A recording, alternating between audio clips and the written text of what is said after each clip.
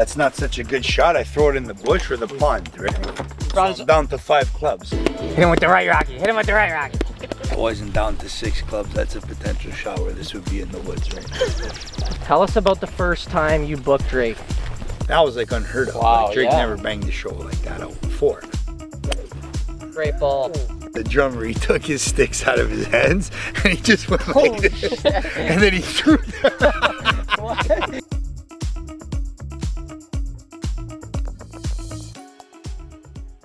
Okay guys, we're back with another episode of Loopin with Luca. Today we're at Bondhead in New Tecumseth. Guys, this is a great track. It's a hard track. You got south and the north course. Today we're going off north and we're going off the front 9. We are with Regina, the CEO of Spark Financial, a familiar name and face in the nightlife industry. His content is inspiring, it's funny, it's entertaining. He's got an awesome story. Everyone can learn something from this guy. I can't wait to meet him. I can't wait to get into this episode and can't wait to play some golf with him. I don't know how good he is, but I do know he was pretty good at puck back in the day, so maybe he's got some soft mitts. Who knows? We're gonna find out. Let's go. There he is. There's the man. Shoot a 150 today or what, boys? Yeah, 9 holes. An honest 150. Well, thank you for coming out, man. Anytime, man. So, one thing about my clubs, I get angry on the course, right? So when I get angry and I hit something that's not such a good shot, I throw it in the bush or the pond, right? So I'm down to 5 clubs. That's not a joke either, right? You know, I corrected my slice for 7 years. I had a 60-degree angle on it, right? Yeah. So finally on the 7th year, I said, I can't fix this slice, right? I threw it in the bush. Holy shit. And I hit this thing straight every time, 200 yards. That's fine. I don't get 250. Hey. But I'm okay with it, right? As long as we find the fairway, that's all that matters, right? What are we ripping off the tee here with? This? Hybrid? Yeah. Hybrid off the tee all day? Yeah. Yeah? I like it. That's how I fix my slice. Yeah. I think the driver's at Copper Creek, hole 7.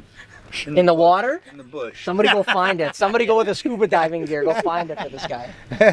I think I got my 9 at Woodington. You know on the 18th?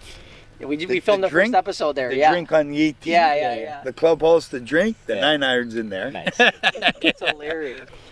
Short little par 4 here. It's a bit downhill. Put it up anywhere in the middle of the fairway, wherever you like. Oh, Yeah. I never had this before.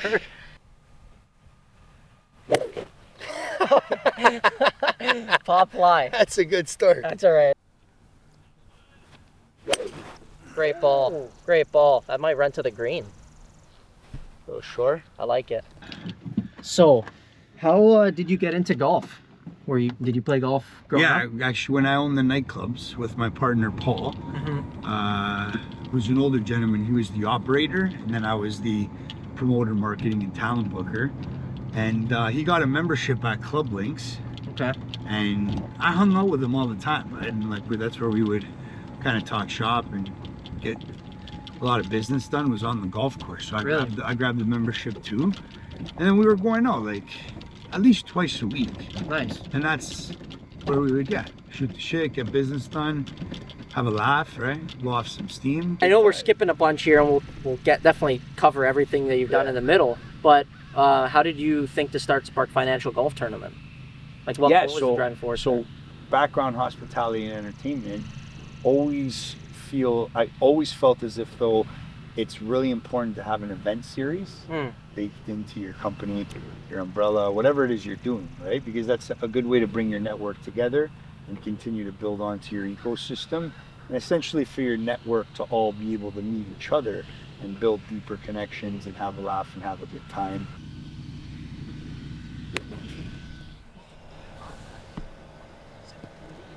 I was always a big fan of my dad. He's my idol, one of my biggest mentors to date. And he was an entrepreneur. He was a mover and shaker. So, my dad couldn't do any wrong in my eyes, right? And everything he did, everything he stood for, I wanted to follow in his footsteps. So I just watched and listened to the way he moved. It's in his passenger seat a lot on the way to hockey or, family functions or whatever. And I'd see the way, he talked to his subcontractors, his employees, his partners. And, then after he'd get off the calls, he would kind of break down what he did on that call and why he Wow. did it, right? And I was just all ears for it. And he's seen that he captured my interests. Yeah. So he kept feeding into that in regards to, when he'd be off the phone talking to me about the strategy. Yeah. As to why he was executing whatever he was the way he was. On the dance floor, baby. Oh, hit it. Oh, man. Good putt. Good putt. But they'll scare me, man. They'll scare you, man. They scare me. You mentioned being a busboy. Yeah. Like that was probably a pivotal. Yeah, so my cousin owned the restaurant, and he asked me if I wanted to come in to do a shift, and as the busboy, so dishwasher in the back, right? Yeah. And I was like I said, I was always down to make dough, right? So if that was at night and I was working for my dad during the day on the weekend, I was like, yeah, I'll do that. So yeah, I went in, and after the first shift, I fell in love with it, right? Really? Yeah, I felt like the hospitality, nightlife, entertainment industry and the restaurant space is just so sexy, right? It had this like real cool vibe about it, and I was all for it, I was like, man, I just want to get more involved in this. And yeah, I used to wear like dress shirt, dress pants, Looking shoes, sharp. even as a busboy. Yeah. Back washing dishes. All the nightclub owners used to come to my cousin's restaurant before they'd go to their nightclubs. So I got to meet all these OGs that were in the scene. They'd have their friends and their girls, and they'd be like cool guys dressed for it. I'm this 13-year-old dude, I'm all impressionable. Yeah. So I'd like always have my shirt up done up nice, and I'd bring out their glasses and like shine them on the spot for them. Yeah, They'd be like, who the fuck is this kid? You know what I mean? Like, you're just excited, right? So they used to like tip me and always take care of me, and I was like, man, I want to be like those guys when I'm older, right? Yeah. They're like cool, they're nightclub dudes. And yeah, I just stuck with it, right? I was busboy, and then I worked my way up to bartender when I was 18, and then 4 years of bartending, started a promotion company, really grew that to the point where we had like 55 promoters, and every nightclub we take on, we just ram it, and we wouldn't need any other promo companies or hosts outside of our company because we were so powerful. And then I was able, like when you're able to fill these clubs and book up the most of the booths, like if you know how to leverage in business, you could leverage that for equity of the club, right? So at one point I had like, four of the biggest dudes that were the older guys that controlled the scene, that owned and operated these nightclubs, that were giving me offers to be partners in their clubs because they wanted to lock me up and be exclusive. So I wouldn't promote other clubs, right? Because essentially as a promoter, you could be promoting a Saturday for, half a year, and then the next week you could pick up and you could leave. And then that nightclub owner's, kind of in a shitty position, right? Because now he's got to build that whole night up again. He's got to bring on new hosts. He's got to bring on new programming, new talent. So you kind of had the club owner by the balls, right? Yeah. And if you knew how to leverage that, then you could, further move your way up in the ranks. And that's what I did. And this is NRG for the This was people NRG, that don't know. Yeah. Yeah, Nick Regina Group. So it's like I had Energy Mississauga, Energy Woodbridge, Energy Etobicoke. Wow. And Energy Thornhill, Energy Richmond Hill, and I show these alpha dogs in every subdivision, like how to run a little 5-pack crew, and how to pay your soldiers, and how to treat them, and how to bend over backwards. So I was training these guys on how to be awesome promoters and how to take care of their guys, because a lot of people, when they're in that industry as a promoter and they're younger, they make like $1,000, $2,000 a night. They get excited and they try to keep it in their pocket. Where I would teach them, you got to spread the wealth. You got to pay the people that are under you, that are helping you. So I really had them run it like a mini business. So each one of these subdivisions ended up blowing up and be able, they were able to do what a full promotion company could do on its own. Yeah. So that's what made it like this mega promo company that was like unstoppable, right?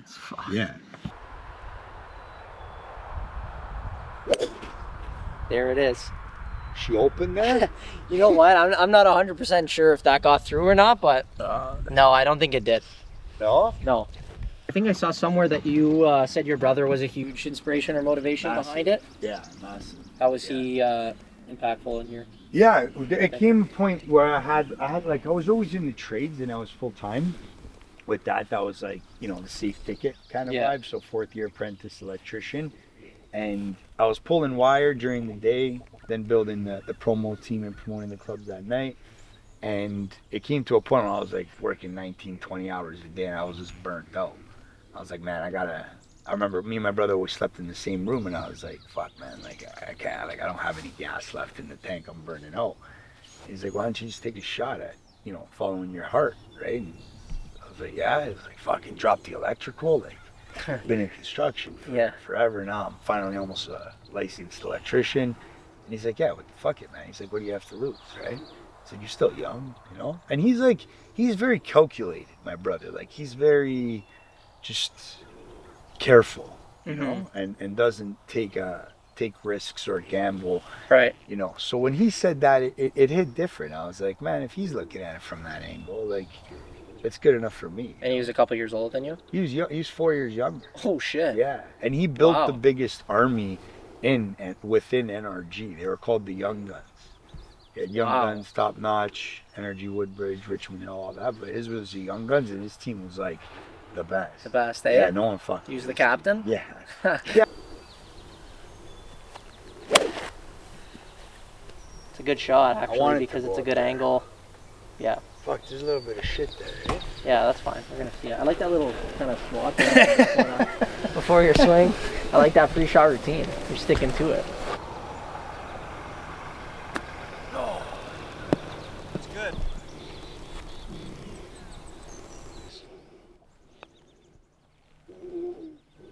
Too much. Yeah, a little too much. It's a good stroke. I missed some of those, you know? Those are the ones that scare him the most. You know?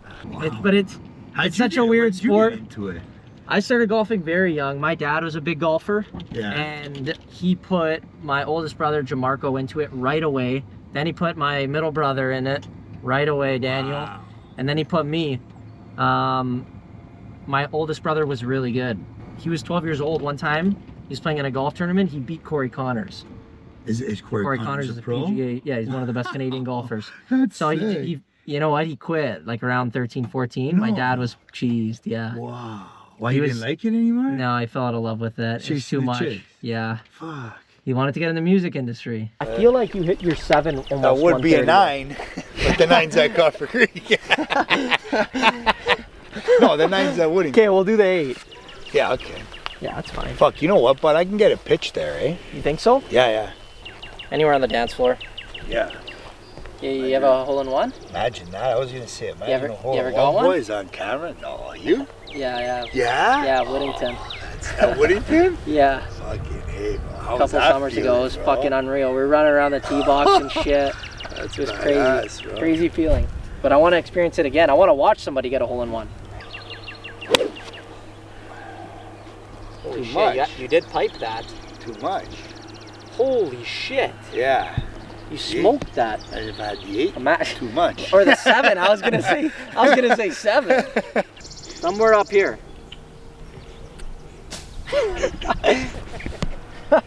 Yeah, get that out of the way. Great chip. Sit. Oh, it jumped a little bit too much, but you landed it in a perfect spot. That was a tough chip. I'm in the beach. Yeah. All right. Beach game. Yeah, it's no good.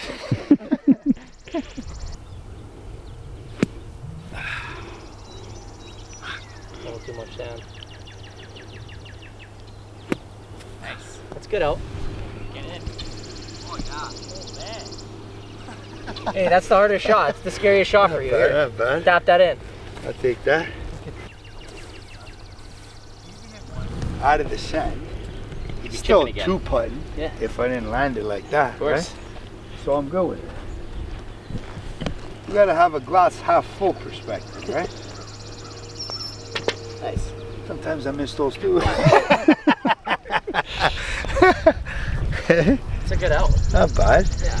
I was telling the boys, even if I chipped it on Yeah, exactly. nice the first time, I'm still Have a 2-putting. 2-putt. I'm not sinking these 10-footers, right?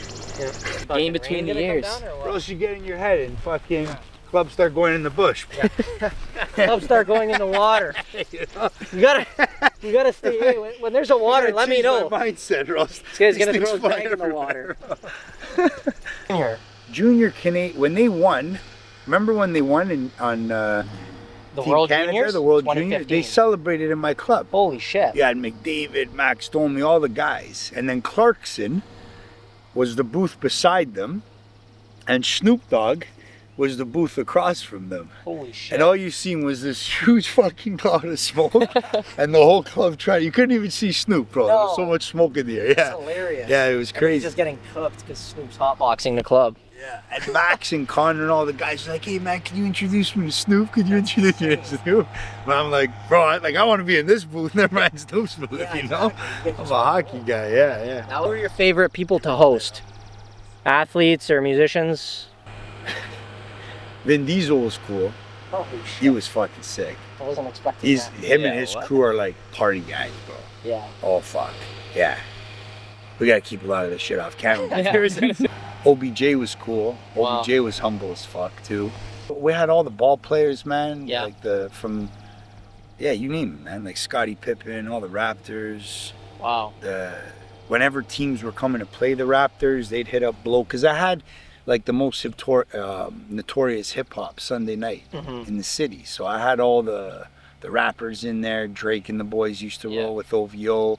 So they'd bring all the ball players from the Sure Club, right? Yeah. And that was always like the after party after the game, right? Because the Raptors played on Sundays a lot. So the Raptors would be in there steady, and then whoever they were playing, if they were friends with them or they were cool guys, they'd come too. I had LeBron, I had Dwayne Wade. Why was your spot the spot? Year Yeah, after like year. you had to be good with, like, your music had to be sick.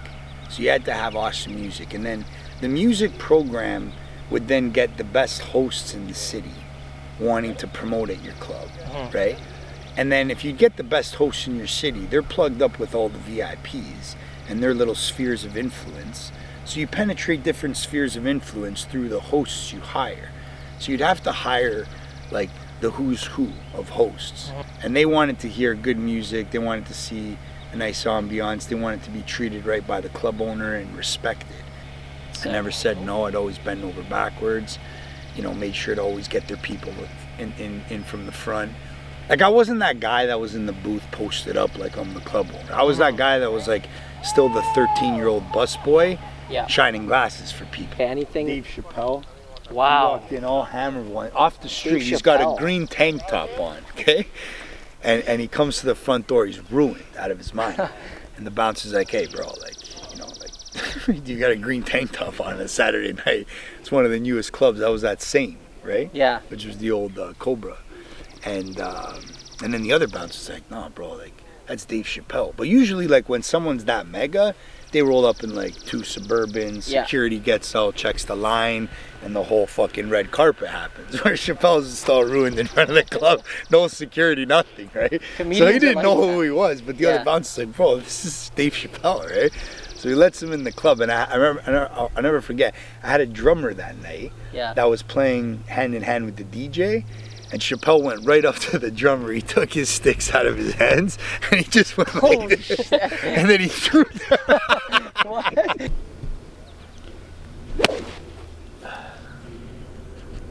It's alright. All right. What a show I'm putting on for you guys, exactly. eh? I think I gotta stick to the stories, right? Yeah. Good hit. Good hit. Too much? No. Perfect. Yeah? Yep, should be really good.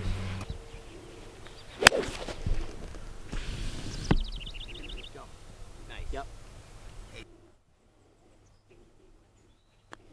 Big bounce. Money. Go. Oh. It's alright. Wow. You had it. You had that. Alright. Hey, It's a bogey. I'm good with a bull all day, baby. Yeah. Tell us about the first time you booked Drake.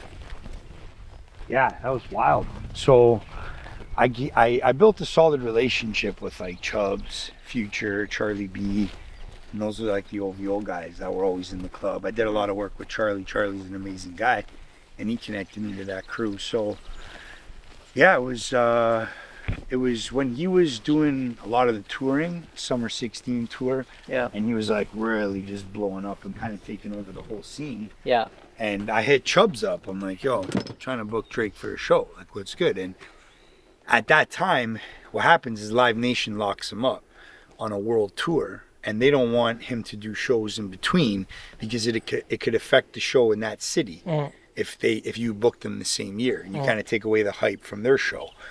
So we had to fly under the radar and do it private, right? And it was like a private dinner. It was called the Prayer Noir. So it was a private dinner, $3,000 ticket. Wow. Celebrity chef would cook your plate. Really decked out ambiance in a banquet hall style setting with elevated production, only for 1,000 people. That was like unheard of. Wow, like Drake never banged a show like that out before.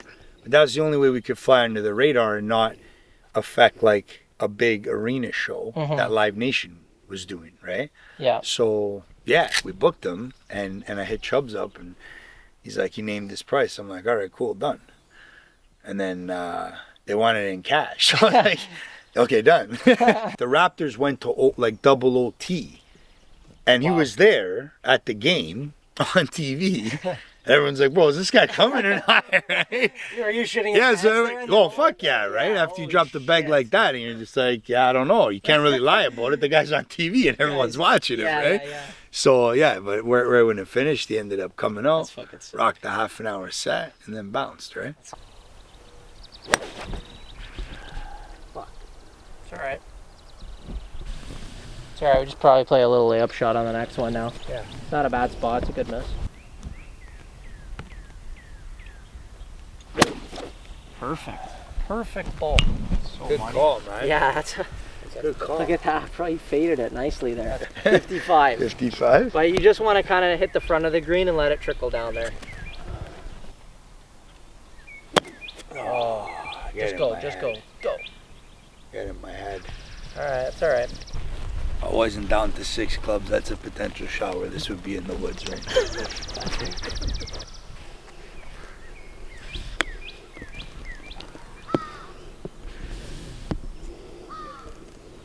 See that? Okay. Wow, it didn't break at all, really. It's a bad read. Straight at it. It went there anyway. Okay, that's a good putt.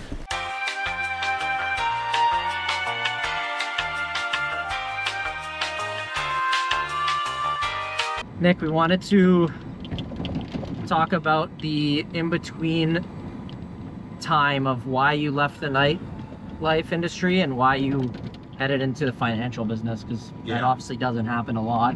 With a lot of people in nightlife, and we want to get into that. Yeah. So it was for my kids, right? And it was because in the hospitality and entertainment industry, you're living in the fast lane, and you're surrounded by a lot of vices, right? And it's not the healthiest environment all the time, right? So my number one why these days is to lead by example for my kids, and I knew that I had to be the best version of myself to be able to do that. And that industry wasn't going to allow me to be the best version of myself, that's for sure, right? So I had taken on a few addictions as well that I was battling with near the end of my time in that space. And I needed to arrest those addictions, and I needed to get into an industry that had, you know, like a lot of different things about it that didn't, you know, involve drugs and alcohol and all the stuff that the nightclubs do, right? So yeah, finance, man. Obviously when you're building your business, you're working before, after hours, weekends and whatnot, but the actual transaction side of things and communication with the client, it'll shut off at 5. Whereas if nightlife, you're in the clubs hosting the celebrities, the VIPs at night, you're there fee for service, then you're operating the business during the day, building out the programming for all the nights or the special events. So you're like around the clock, right? So you really just kind of get, you know, caught up in it, and you don't have like a set schedule a lot of times, right? Routine. And then when you're drinking and you're doing a lot of, you know, drugs, and you're just kind of like there all the time, you know, you're doing uppers and downers and rounders, you know, it's just like, what the fuck, man? You know, what's going on, right? Yeah. So I had checked in and out of rehab, and yeah, I remember when I hit rock bottom and I just couldn't handle it anymore, I couldn't figure it out. I dropped to my knees, you know, and I just prayed, and I said, you know, whoever you are, whatever you are, if you're out there, you know, I need your help right now. I can't figure this out. And in desperation, because again, I wanted to be the best version of myself for my kids, and I just couldn't figure it out. And then I felt something like come into me, you know, and just power me up and kind of guide me. And I followed the nudges, and I was able to clean my act up, and you know, I never looked back since. Right? That's incredible. Yeah. Yeah,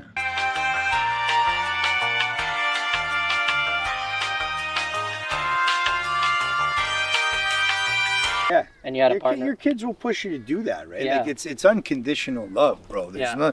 There's nothing that's parallel to that kind of love, to that kind of commitment. Like, right when they come out of right when they come into this earth. Yeah. Right in the hospital room, you know, as soon as they're born and they're present there, it's like you just fall down on the ranks and they're first, you know. Right. So whatever you think is tough, you know, if you're gonna, you know, make a big dramatic change like that, or whatever it may be, right? When you put your kids, you know, in your head, and you know that, you know, you're doing it for them. Just mid-conversation, Right, just smacks a birdie putt. Yeah. Fuck! Oh! Nice try.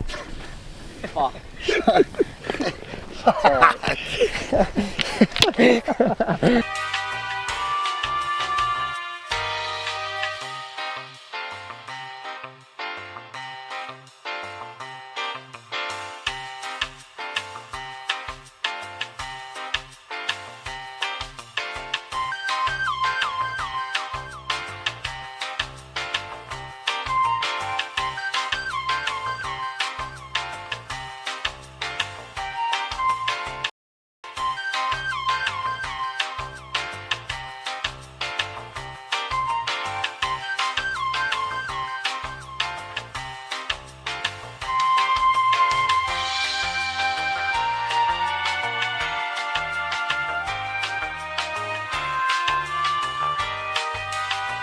I want to get into Support the Blazer and how you started that campaign and what you guys have moving forward.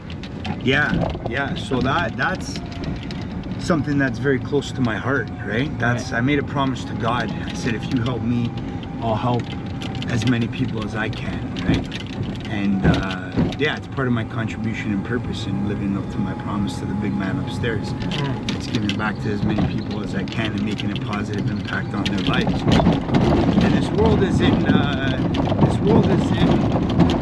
bad shape right now, you know. So we got to do our part to help, you know, all the children that are suffering out there from life-threatening diseases and hunger, and, you know, the people that can't help themselves, you know. We're more than capable. We're the 1%. Yeah. You know, if we're just simply able to get up that day, put our feet on the ground, smell, see, hear, have clean water to drink, you know, we're part of the 1%, right? Yeah, so exactly. it's, in my opinion, it's our mission, it's our job to leave this world a better place than we found it, you know? Support the Blazer is an army that I'm building of people that can build their philanthropic initiative for the year and plug into that program, and they could wear a blazer alongside with me this year and penetrate their sphere of influence to get involved on a donation and or wear the blazer as well. And essentially I want to build an army and take it global.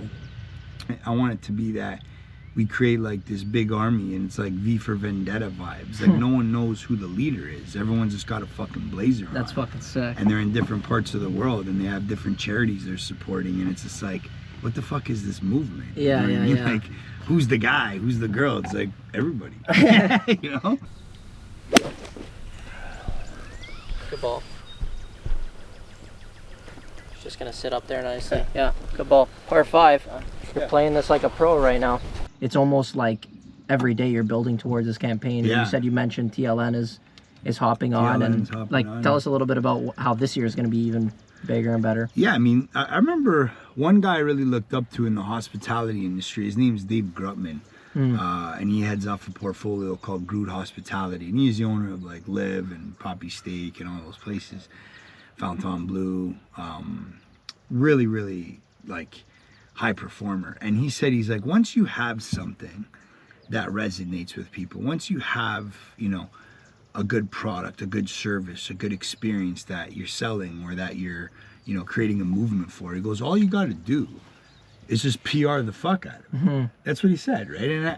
And it really stood out to me, right? And I was like, yeah, I was like, that's what it is, right? So the way I've layered in PR on this year's campaign is like, the reason why I did that is because we went so deep on building out the deck and the mechanics, the internal mechanics of the campaign, and how, you know, one will feel called to it and you know, tugged emotionally at it. One will go hard for it. One can have fun on the marketing side with it. One can have fun on and enjoy the business networking aspect of it. Like, there's so many facets to it that are just like, fuck yeah, this is awesome, bro. And I'm helping people. It's like, yeah, I was a kid. I'll PR the fuck out of it. Yeah, and just focus on it every day. Because you have the sauce. And that's right? why it's growing the way at the rate it is. That's right. And the 3 years leading up to it was me showcasing by myself, right? Prior to the massive PR, I'm going to show you success, and I'm going to show you that through the number in regards to the money we raise and the amount of donors. And now it's just put the gas down, put it in 6th gear, and fucking pin it. You got 180 to cover that trap.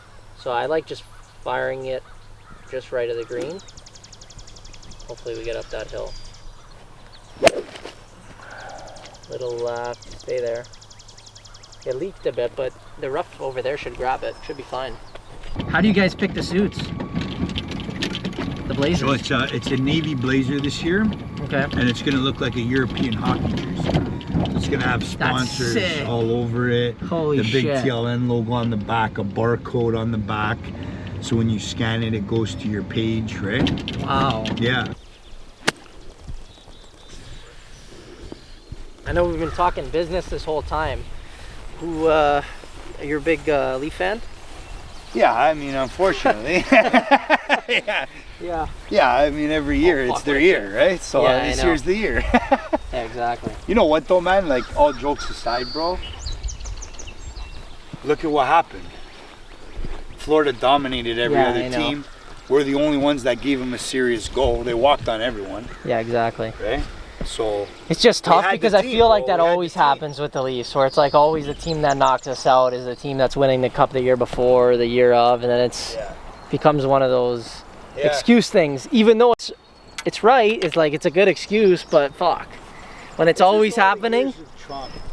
That's all it is. If you look at the year that just passed us, it was a good year of hockey. It was. But if you look at the last 50 years, you know, exactly. It was a roller coaster, right? I think this is moving a touch left to right. Yeah. I like right here. Yeah. Oh my god, just do it! What a par! I told you we're parring in. Par. Let's go. On a par 5 though. Go. Nice shot, man. Let's go. Well, you know what? You might feel a little bit of more pressure on this hole because I'm no longer going to be your caddy. I'm going to be versing you. Wow. All right. And I don't want to lose. I think you've trained me. I helped you as much as I can. We made 2 pars. I'm letting you go. 2 or 3 strokes behind you. I'm setting you free. We're going to. We know you're a big Rocky fan. Yeah. We're gonna cue the Rocky music here in a second. We're gonna have a push-up contest. Okay. So hopefully you've been doing your push-ups lately. We're gonna do a push-up contest, and I got the pads and we got gloves, and you're gonna show us some of your combos because I know you practice with your son a lot. Usually he's the one punching you. Yeah. You're gonna be punching me. I'm gonna get the pads out. I'm gonna be the trainer. Let's get it, baby. Let's do it.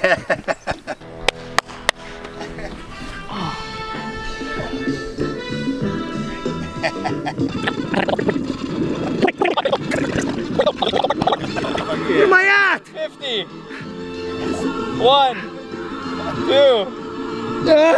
Wow. Oh, it's tough, 53, bro. That's big. Well done. That's big.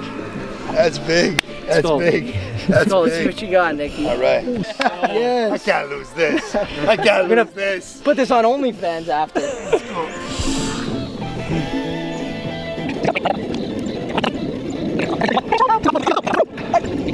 1, 2, 3. Oh, he's gonna do me dirty. He's gonna beat me by 1. Is it 50-foot? Yeah. Okay. Good stuff, man. That was a big number to beat. All right, you don't see this often on the course. Hit him with the right, Rocky. Hit him with the right, Rocky. Hey, watch the face. Oh! He's got him backed up. Holy fuck. Good stuff. That's good, buddy. Stuff, man. Good You workout. ever drink an egg? Like the Rocky style? You gotta Yeah, do it, of course. Want to feel like Stallone. Yeah, exactly. Look at this. Sylvester Stallone. He drinks his eggs, Nikki has them ready to go, one bite. Mark Anthony beat me. Bro, I shit the bed. It wasn't because Mark Anthony was good, it's because I was bad. Holy smokes. I don't want to lose 2 in a row. Oh, wow. Fuck. Sounded weird, eh? Sound like the ball broke. Sounded like it broke. That was nice. It's on my club, bro. Thanks. Thought I hit one of the scrambled eggs. Oh, yeah, that's great. Holy shit, what a ball. I'm coming. Alright. I'm coming. Thought I tired buddy. you out. I'm coming. Let's go. Gonna make his record 2-2 today, boys. Can't help you. No? You do your thing. Not that you needed the help. You've honestly been pretty muddy. I'll figure it out.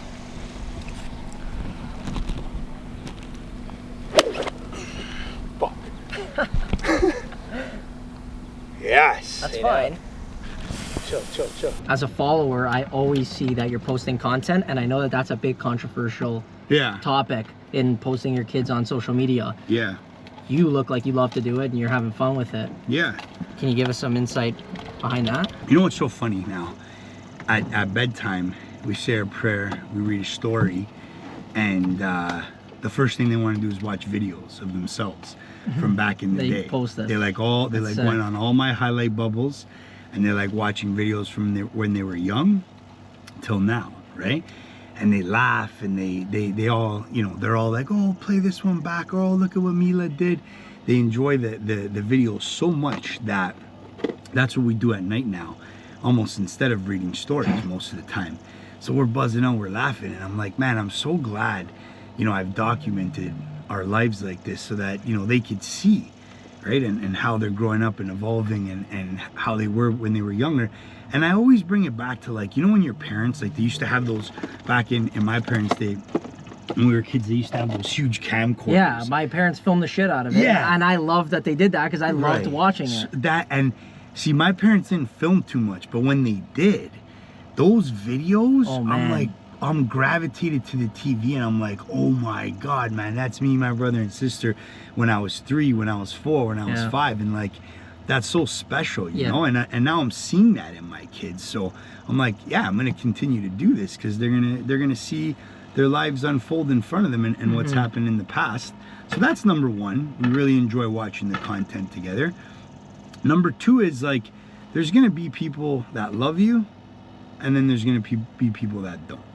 There's gonna be people that align with you, there's gonna be people that don't. And you have to drown out the noise, you know, of the people that have certain things to say about, you know, the way that you're rocking and rolling and moving forward. Because if you let those comments and that hate and that jealousy discourage you and take away from what you really want to do, it'll just make life a lot less fun.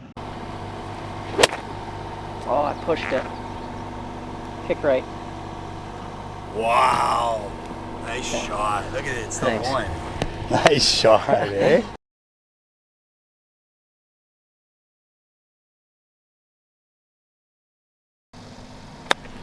Fuck! You gotta chip that in now. We're gonna let you use our custom putters. Oh, wow. It might look Sick. like something else, Yeah, but yeah. it is a putter grip. It's called Bubble Putt. Really, eh? Yep. Okay. We want to know wow, how, that's nice, how it feels man. in your hands. Yeah. Fucking Yeah. A.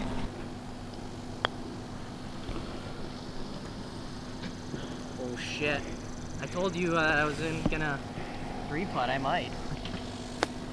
Fuck. Okay, you go first. So I'm shooting, and you're on 4? I'm going for 4. So you sink this, it puts the pressure on. Fuck. We're still alive, boys. Well, if I sunk you, you'd kind of fuck yourself by giving me the good putter to do the job, right? Yeah. Wow, this feels nice, man. Oh, a little harder, you got that line.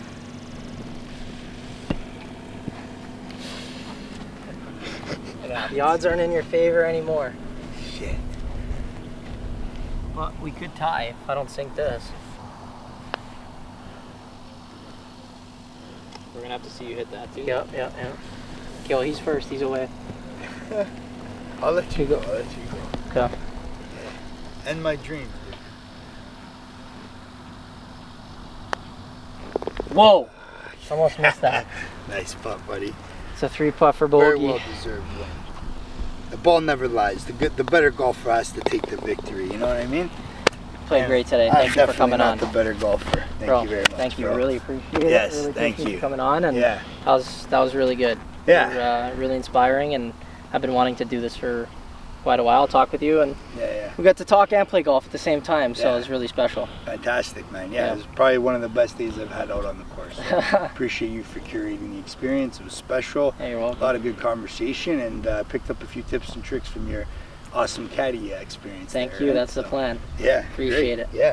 All It's right, well, nice, man. This We feels got good one on the more. hand. We got bro. one more thing to give you. We got Rocky himself here. Sylvester Stallone. Can you imagine? Holy cow. No. We wanted to bless you with this little care package from Full Wedge. Oh, wow. Wanted to give you your own polo, so that next time you're on the course, maybe the Spark Invitational, you can think of us.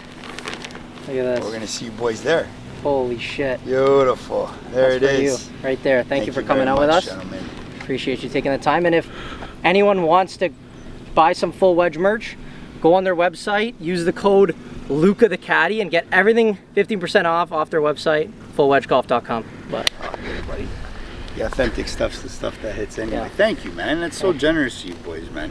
yeah, Fucking amazing experience. Don man. Cherry. I know. Yeah, it's beautiful. So generous of you guys, man. So thoughtful. Everything was put together so well too. And like I said earlier, man, you know, it takes time, takes effort, but that's the stuff that's gonna make you stand apart. Yeah. People will never forget the way you make them feel, you know? And the way that I feel today is amazing. Is looked after, is respected, is treated, you know, with high regard. You know? Thank you. Yeah. Thank you. Keep All right. being the fucking person Yes. you are. You're a beauty. Yes. Thank you, bro. Keep inspiring the youth. Yeah, absolutely, man. All right.